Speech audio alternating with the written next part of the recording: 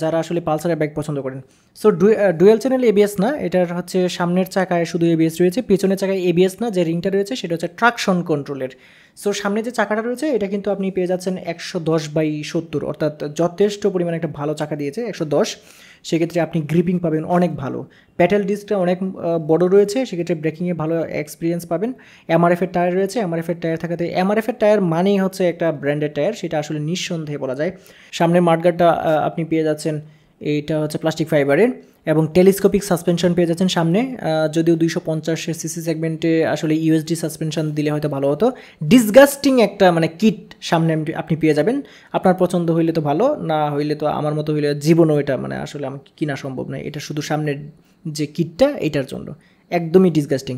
এছাড়া কিন্তু oil cooling system, এটার যে ইঞ্জিন 250 সিসির একটা ইঞ্জিন, অয়েল কুলিং সিস্টেম রয়েছে, এবং এটা ফুল ডিজিটাল মিটার রয়েছে। এখানে আপনি ব্লুটুথ কানেকশান, তারপর হচ্ছে এবিএস, ট্রাকশন কন্ট্রোল, তারপর কয়টা গিয়ার রয়েছে, সমস্ত কিছু আপনি পেয়ে যাবেন। আবার সামনে কিন্তু চাবির যে অপশনটা রয়েছে এটার একটু পেছনে কিন্তু আপনি চার্জিং পোর্টও পেয়ে যাবেন, 14 লিটার একটা ফুয়েল ট্যাঙ্ক পেয়ে যাবেন। এবং সামনে পেছনের যে দেখতে পাচ্ছেন এই মুহূর্তে মাফলারটা রয়েছে, অসাধারণ একটা মাফলার কিন্তু দিয়েছে।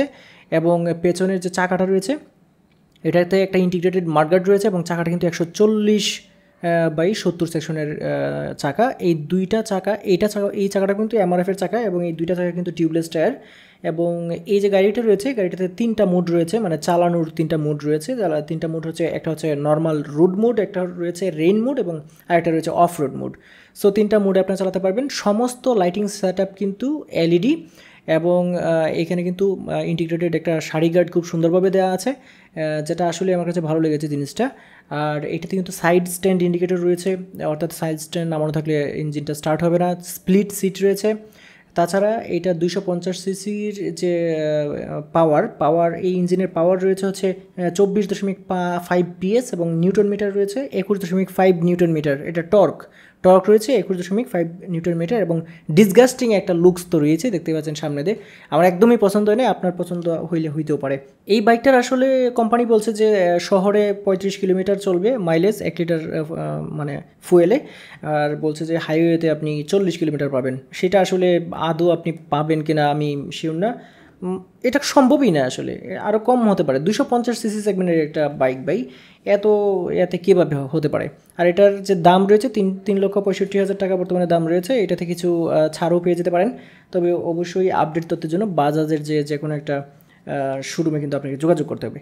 সো এই ছিল এই বাইকটার জিনিসপত্র। আমি আসলে একদমই সামান্য আকারে আপনাদেরকে বোঝানোর চেষ্টা করেছি, এবং মোটামুটি পিছনে কিন্তু মনোশক সাসপেনশনও রয়েছে, এলইডি সেটআপও রয়েছে। মোটামুটি বাইকটা কিন্তু একটা প্যাকেজ। মোটামুটি এই দামে বাজাজ ছাড়া অন্য কোনো বাইক কিন্তু আসলে এত কম দামে আপনি পাবেন না। অন্যর যে দামগুলো রয়েছে অনেক বেশি দাম, ইয়ামাহা, হোন্ডা বা অন্যান্য কোম্পানির যে বাইকগুলো রয়েছে এগুলোর অনেক বেশি দাম।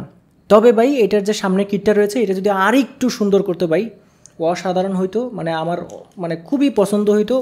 আশা করি অন্যান্য মানুষেরও অনেক পছন্দ হইতো। কেন যে আসলে এইরকম একটা ডিসগাস্টিং চেহারা নিয়ে মানে এটা আসছে আমি মানে বুঝলামই না। আমার একদম খুবই মানে মারাত্মক মানে মন খারাপ হয়েছে এটার এই বাইকটা দেখে। আসলে যাদের পছন্দ হয় তারা আসলে এটা নিতে পারেন। সো বন্ধুরা, আজকের ভিডিওটা এই পর্যন্তই। সবাই ভালো থাকবেন। আল্লাহ হাফেজ।